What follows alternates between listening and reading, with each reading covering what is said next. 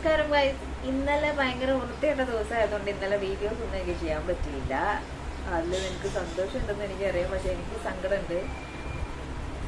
Password ഒന്നും അമ്മയ്ക്ക് ആർക്കൊന്നും അറിയാനുണ്ടാവില്ല. അപ്പം ആദ്യം ഈ കുറയ്ക്കാത്ത പട്ടിയുടെ വായിൽ കോലിട്ട് കുത്തി കുത്തി കുത്തി അവസാനം എന്തായി, കിട്ടിയോ ഇല്ല, ചോദിച്ചു വാങ്ങിച്ചു എന്നുള്ള അവസ്ഥയായി. സിജോന്റെ ആരോഗ്യാവസ്ഥ വെച്ചിട്ടുള്ള ഒരു വീഡിയോ ഒക്കെ ചെയ്തിട്ടുണ്ടായിരുന്നു. ഞാൻ അതിനെ കീറാം.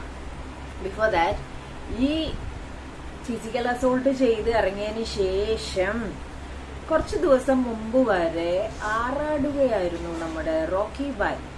ഒരു രക്ഷയില്ല. കാരണം എന്ന് വെച്ച് കഴിഞ്ഞാൽ അയാൾ ചെയ്തത് ഇപ്പോഴും ശരി എന്നുള്ള രീതിയിലാണ് അയാൾ സംസാരിച്ചുകൊണ്ടിരുന്നത്. കാരണം കേൾക്കുന്ന നമുക്ക് സഹിക്കാൻ പറ്റുന്നുണ്ടായിരുന്നില്ല. അവിടെ നിന്ന് കിട്ടിയ കുപ്പി, പുള്ളിക്ക് മാത്രമേ കുപ്പി കിട്ടിയിട്ടുള്ളൂ, അത് ആക്സിഡന്റിൽ കിട്ടിയ കുപ്പിയാണ്.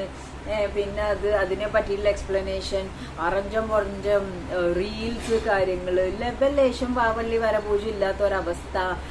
എന്നിട്ട് ഇന്റർവ്യൂവിൽ വന്നപ്പോൾ ഒരു സ്ട്രേഞ്ചർ വന്ന് താങ്കളെ തൊട്ടാൽ താങ്കൾ ഇടിക്കില്ലേ.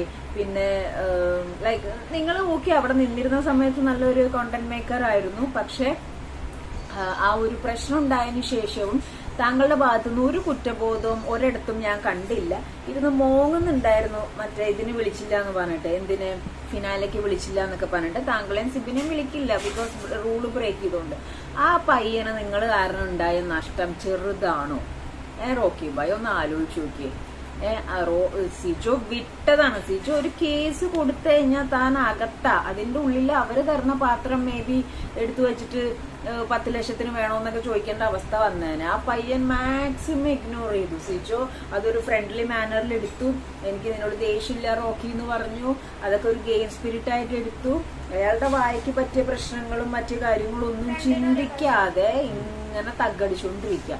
എത്രയെന്ന് വെച്ച് മനുഷ്യൻ കേട്ടോണ്ടിരിക്കും, എത്രയെന്ന് വെച്ച് കേട്ടോണ്ടിരിക്കും. എന്നിട്ട് ഇപ്പോ വെടിക്കെട്ടും പുകയും കഴിഞ്ഞപ്പോ എന്താ പുക പോണെന്നുള്ള രീതിയിൽ വന്ന് നിന്നിട്ട് ഒരു സോറി.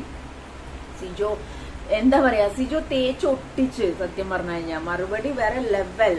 സോറി മാൻഷന്റെ ആ സംഭവത്തിന്റെ ഉള്ളിൽ കൊണ്ട് പൂത്തി വെച്ചോളാൻ പറഞ്ഞിട്ടുണ്ട് പുള്ളി. കാരണം എന്ന് വെച്ച് കഴിഞ്ഞാൽ ചോദിച്ചാൽ ന്യായല്ലേ. പുറത്തിറങ്ങി ഒന്ന് പോയി കാണാനോ അല്ലെങ്കിൽ ഓപ്പറേഷൻ ഉണ്ടായിരുന്ന സമയത്ത് പാരന്റ്സിനെ വിളിച്ച് ചോദിക്കോ. ഈ റീൽസിൽ വന്നിട്ട് ഈ അണകോണം ത്രികോണം എന്ന് തഗ് കാണിക്കണ നേരം കൊണ്ടും കുപ്പി വിൽക്കാൻ നിന്ന നേരം കൊണ്ടും അതേപോലെ ലൈക്ക് എടോ എടോ എടോ താൻ എന്തോ ദുരന്തോറോ സത്യം പറഞ്ഞു കഴിഞ്ഞാൽ എനിക്ക് അറിയാൻ പാടിക്കൊണ്ട് ചോദിക്കുകയാണ്. അമ്മാതിരി തഗ് ഓഫും കാര്യങ്ങളാണ് അതിൻ്റെ ഉള്ളിൽ കാണിച്ചുകൊണ്ടിരുന്നത്, മനസ്സിലായില്ലേ?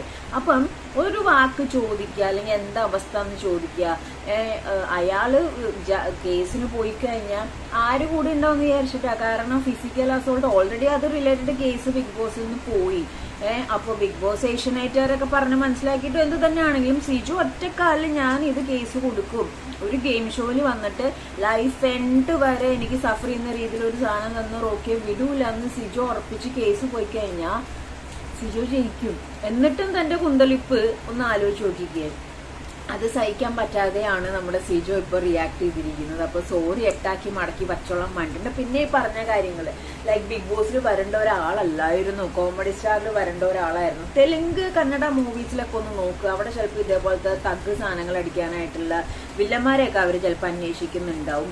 കോമഡി സ്റ്റാറിലും വരാൻ പറ്റത്തില്ല സിജോ, കാരണം കോമഡി എന്നൊക്കെ പറഞ്ഞാൽ അതിനകത്തൊരു നിലവാരമുണ്ട്. ഇത് അതും താണ്ടി പോയൊരവസ്ഥയാണ്, മനസ്സിലായോ? പുള്ളിയുടെ കല്യാണം വരുന്നു, പല കാര്യങ്ങളും വരുന്നു. അപ്പോൾ ഒന്ന് ആലോചിച്ച് നോക്കിയേ. മര്യാദയ്ക്ക് സംസാരിക്കാൻ പറ്റുന്നില്ല, വാ തുറക്കാൻ പറ്റുന്നില്ല, ബസ് എടുത്ത് കളയേണ്ട ഒരു അവസ്ഥ, സർജറി വേറെ.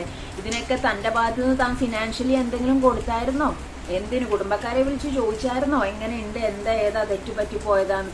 അവിടെ ആ ഒരു മനസ്സ് കാണിക്കാൻ പറ്റാത്ത താന് ആ പൈസ മുടക്കി മറ്റേ കിരീടം വാങ്ങിക്കുന്നു, മാല വാങ്ങിക്കുന്നു, ബൊക്കൊക്കെ പിടിച്ചിട്ട് എയർപോർട്ടിന് ചുറ്റും 2 റൗണ്ട് ഓടിയിട്ട് ബിഗ് ബോസിന്റെ പാട്ടും പാടി ഒന്നും ഓടായിരുന്നില്ലേ?